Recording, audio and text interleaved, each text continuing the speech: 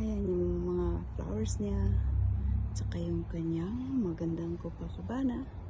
Tsaka the place here is so huge.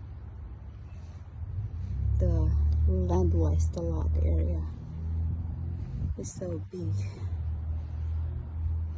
Just a lot of beautiful perennial flowers in here.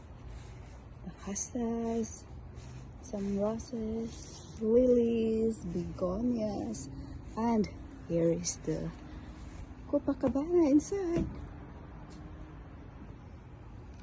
Isn't it beautiful? Look at that. At mayroong duyan dito.